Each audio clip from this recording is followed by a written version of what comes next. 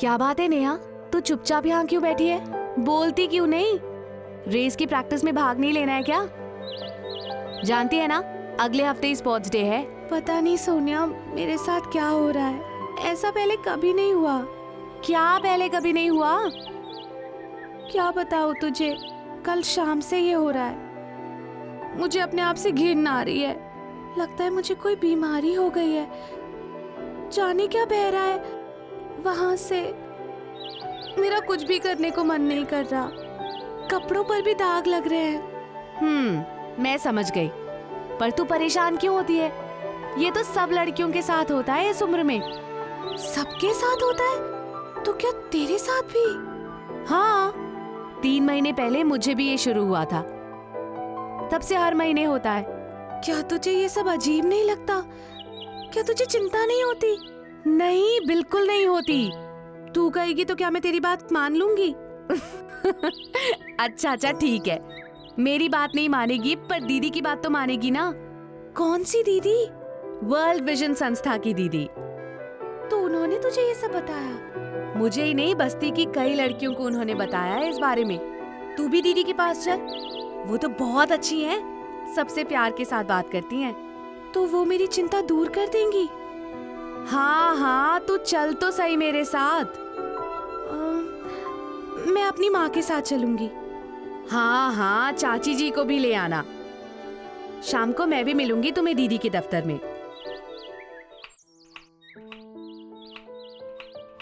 अरे ये सब हुआ था तो मुझे बताती ना, मैं उपाय बताती तेरे को। बोल, मुझसे क्यों नहीं कहा? वो तुमसे कहने में शर्म आ रही थी। और अब उस दीदी के पास जाने में शर्म नहीं आ रही? वो तो सोनिया ने मुझसे कहा कि दीदी इस बारे में पूरी जानकारी देंगी। हाँ, और जैसे हम तो कुछ जानते ही नहीं ना। अच्छा, पहली बात सुन, जब तक ये सब बंद ना हो जाए तब तक तू रसोई घर में नहीं जाएगी। हाँ, क्यों माँ? अरे इन दिनों इस बात की सावधानी रखी जाती है। अरे क्या हुआ मधु भाभी, नेहा रसोई घर में क्यों नहीं जाएगी? अरे आओ बेला, आओ बैठो, बताओ तो हुआ क्या? अरे क्या पूछती हो बेला, इसे महीना शुरू हो गया है। अब इन बातों की सावधानी तो रखनी ही पड़ेगी ना। नहीं भाभी, ये सब गलत है। गलत है? हाँ भाभी, वर्ल्ड विजन की दीदी द्वारा दी गई जानकारियों ने मेरी सोच और जीवन बदल दिया है। अरे उन्हीं दीदी के पास जाने के लिए तो नेहा भी कह रही थी मुझसे। तो फिर मान लो ना इसकी बात, जानकारी लेने में कोई हर्ज नहीं है। तुम आज शाम को ही नेहा को साथ ले जाकर दीदी से मिल लो। तो ठीक है नेहा, हम शाम को जरूर चलेंगे तुम्हारी दीदी के पास।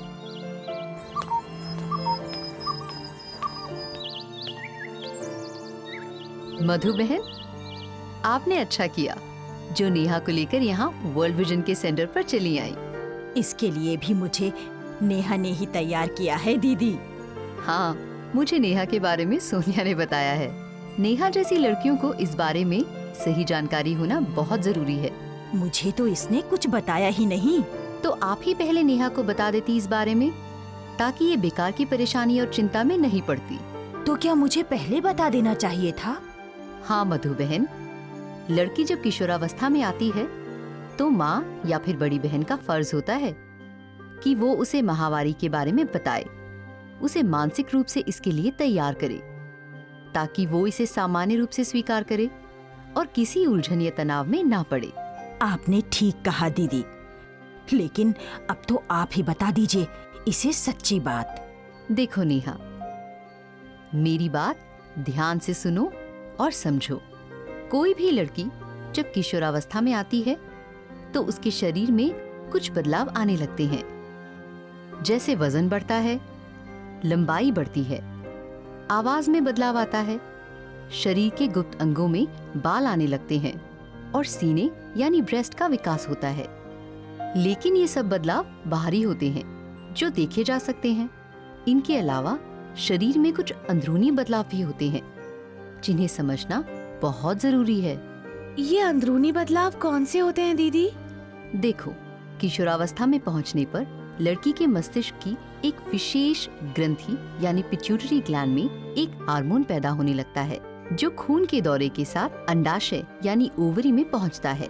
ये अंडाशय यानी ओवरी गर्भाशय नली यानी फिलोपियन ट्यूब द्वारा बच्चेदानी यानी यूट्रस और आगे योनि मार्ग यानी वजाइना से जुड़े होते हैं। अंडाशयों यानी ओवरी में अनेकों अंडे होते हैं जो बहुत ही बारीक होते हैं। इसके अलावा अंडाशय से एक विशेष तरल पदार्थ बच्चेदानी तक पहुंचता है और उसे मजबूती देता है। हर महीने अंडाशय से कुछ अंडे विकसित होकर बच्चेदानी तक पहुंचते हैं। आमतौर पर ये माहवारी चक्र यानी मेंस्ट्रुएशन साइकिल के मध्य समय में होता है। अगर इनमें से किसी अंडे का पुरुष शुक्राणु यानी स्पर्म से मेल हो जाए तो वो भ्रूण यानी फीटस के रूप में पलने लगता है, और अगर ऐसा ना हो तो ये अंडे और बच्चेदानी को मजबूती देने वाला तरल पदार्थ योनि मार्ग यानी वजाइना के रास्ते बाहर जाते हैं और यही माहवारी होती है। तो हमने जाना कि इन अंदरूनी बदलाव की वजह से माहवारी होती है, जो 3 से 7 दिन तक रहती है। जब इसकी शुरुआत होती है तो ये ज्यादा से ज्यादा या कम दिनों तक भी हो सकती है। हाँ जी, ये तो सब लड़कियों में होता है। हाँ मधु बहन, होता तो सब में है, लेकिन इसकी शुरुआत एक ही समय पर नहीं होती। माहवारी की शुरुआत 11 वर्ष से लेकर 17 वर्ष की उम्र में भी हो सकती है। लेकिन बाद में तो इसका एक नियम बन जाता है। हाँ मधु बहन, जब माहवारी नियमित हो जाती है तो इसे मासिक चक्र यानी मेंस्ट्रुएशन साइकिल कहा जाता है। मासिक चक्र का नियमित रूप से आना इस बात की निशानी है कि शरीर के महत्वपूर्ण अंग सामान्य रूप से काम कर रहे हैं। मासिक चक्र शरीर को स्वस्थ रखने के लिए एक विशेष शारीरिक रसायन यानी केमिकल पैदा करता है, जिसे हार्मोन्स कहा जाता है। ये हार्मोन्स हर महीने गर्भ ठहरने की संभावना भी पैदा करते हैं। दीदी, मासिक चक्र को गिना कैसे जाता है? नेहा, मासिक चक्र को पहली माहवारी के पहले दिन से अगली माहवारी के पहले दिन तक गिना जाता है। आमतौर पर माहवारी चक्र 28 दिनों का होता है, लेकिन बालिग अवस्था में 21 से 35 दिन और किशोरावस्था में 26 से 32 दिन भी हो सकता है। तो इसका मतलब हुआ दीदी कि माहवारी शुरू होने की तारीख बदल भी सकती है। नेहा, जैसे मैंने कहा कि आमतौर पर एक माहवारी समाप्त होने के 28 दिनों के बाद अगली माहवारी होती है, लेकिन शुरुआत में ये जल्दी या देर से भी हो सकती है। इससे घबराना नहीं चाहिए, ये बाद में नियमित हो जाती है। इसके लिए अच्छा होगा कि हर लड़की अपनी माहवारी का एक कैलेंडर रखे, ताकि माहवारी के समय और इसके दिनों का ख्याल रखा जा सके। ऐसा करने से यदि मासिक चक्र में कोई असामान्य बदलाव आता है तो हम डॉक्टर से जांच करा सकते हैं। तो हमने जाना कि माहवारी तुम्हारे स्वस्थ विकास की निशानी है। ये एक सामान्य बात है और इससे ना तो घबराने की जरूरत है और ना शर्मसार होने की। दीदी, माहवारी आने का ये मतलब भी तो होता है कि लड़की अब माँ बन सकती है। हाँ, लेकिन इसका ये मतलब नहीं है कि माहवारी शुरू होते ही लड़की की शादी कर दी जाए। किसी भी लड़की की शादी 18 साल से पहले नहीं करनी चाहिए। 18 साल के बाद ही एक लड़की शारीरिक और मानसिक रूप से तैयार होती है शादी के लिए। समझ गई दीदी, मैं तो ऐसा कभी नहीं करूँगी। हाँ दीदी, क्या मुझे अब लड़कों से दूर बैठना चाहिए? वो क्यों नेहा? कहीं किसी लड़के ने मुझे छू लिया और मैं माँ बन गई तो? ये गलत है।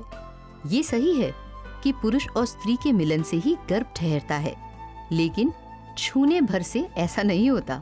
तुम्हारी गलतफहमी मिटाने के लिए मैं तुम्हें सच्ची बात बताती हूँ। देखो, स्त्री का गर्भ तभी ठहरता है जब स्त्री के अंडाशय यानी ओवरी से उत्पन्न अंडे से पुरुष के शुक्राणु का मिलन होता है। ये मिलन अंडाशय नली यानी फिलोपियन ट्यूब में होता है और स्त्री पुरुष द्वारा परस्पर सहवास करने से होता है। हमें ये भी जान लेना चाहिए कि एक बार सहवास करने से ही गर्भ ठहर सकता है। क्यों नेहा, अब तो तुम्हारी गलतफहमी दूर हो गई ना? दीदी, आप नेहा को माहवारी के दौरान सफाई रखना भी बताइए, जैसे हम सबको बताया था। हाँ नेहा, माहवारी के दौरान सफाई रखना भी बहुत जरूरी है, नहीं तो कोई संक्रमण यानी इन्फेक्शन होने का खतरा रहता है। इस बारे में तुम्हारी माताजी को भी ध्यान रखना चाहिए। माहवारी के दौरान लड़की को रोज गुनगुने पानी से नहाना चाहिए और योनि यानी वजाइना को भी अच्छी तरह से साफ करना चाहिए और अंदरूनी कपड़े भी रोज बदलने चाहिए। लेकिन माहवारी के दौरान सफाई रखने का सबसे उत्तम साधन है सैनिटरी नैपकिन्स का इस्तेमाल करना। हर 4 से 6 घंटे बाद नैपकिन या पैड को बदलना चाहिए और रात को सोते समय तो इसे जरूर बदलना चाहिए। अच्छा दीदी, क्या इसके लिए कपड़े का इस्तेमाल कर सकते हैं? कर सकते हैं, लेकिन वो कपड़ा साफ, धुला हुआ और धूप में सुखाया होना चाहिए। यदि उस कपड़े को दोबारा इस्तेमाल करना है तो भी उसे साबुन में धोकर धूप में सुखा कर रख लेना चाहिए। दीदी, माहवारी के दौरान कुछ मुश्किलें भी महसूस होती हैं। क्या कह रही हो माँ? कौन सी मुश्किलें? घबराओ नहीं नेहा, ये तो माहवारी का ही हिस्सा है। माहवारी के दौरान पेट के निचले हिस्से यानी लोअर एब्डोमेन में दर्द, सिर दर्द, मरोड़ या अकड़न यानी क्रैम्पिंग की शिकायत हो सकती है। कभी कभी खाने की इच्छा बढ़ जाती है या फिर कब्ज भी महसूस हो सकती है। ये सब लक्षण सामान्य होते हैं, इसलिए इनसे घबराना नहीं चाहिए और इसके लिए दवाओं का इस्तेमाल नहीं करना चाहिए। हाँ, अगर दर्द या तकलीफ बढ़ जाए या सही न जाए तो तुरंत डॉक्टर या स्वास्थ्य कार्यकर्ता से संपर्क करना चाहिए। दीदी, क्या मैं माहवारी में कुछ भी खा सकती हूँ? हाँ नेहा, तुम घर का पका सब कुछ खा सकती हो और तुम्हें खाना भी चाहिए। मधु बहन, आप भी ध्यान रखें कि इस दौरान नेहा को संतुलित और पौष्टिक भोजन मिले और उसमें हरी पत्तेदार सब्जियां जरूर शामिल होनी चाहिए, क्योंकि इस दौरान लड़की को लोहा तत्व यानी आयरन की जरूरत होती है। अब दीदी, इन दिनों नेहा को कुछ सावधानियां तो रखनी होंगी ना, जैसे अचार ना छूना वगैरह वगैरह? नहीं मधु बहन, ये सब अंधविश्वास है। इनका कोई वैज्ञानिक आधार नहीं है, इसलिए इन्हें नहीं मानना चाहिए। माहवारी के दौरान लड़की अचार आदि को ना छुए, रसोई घर या पूजा के स्थान पर न जाए। इस दौरान वो नए कपड़े ना पहने, चारपाई पर ना सोए या सबके साथ ना खेले। ये सब बातें गलत हैं। इन्हें अपनाने के लिए लड़की को मजबूर नहीं करना चाहिए। इससे लड़की के मन में हीनता, दहशत और अंधविश्वास पैदा होते हैं, जो ना तो उसकी मन की सेहत के लिए अच्छे हैं और ना ही तन की सेहत के लिए। अब तो तुम्हारी चिंता दूर हो गई ना नेहा? अब तो तुम माहवारी के दिनों में भी हम सबके साथ खेल कूद सकती हो। हाँ नेहा, इस दौरान तुम अपने सारे काम कर सकती हो। दीदी, आज आपसे नेहा को तो सही ज्ञान मिला ही है। मेरी भी आंखें खुल गईं। आपने जो बताया मैं उसका पूरा ख्याल रखूंगी और अपनी नेहा को खुश और सेहतमंद रखूंगी।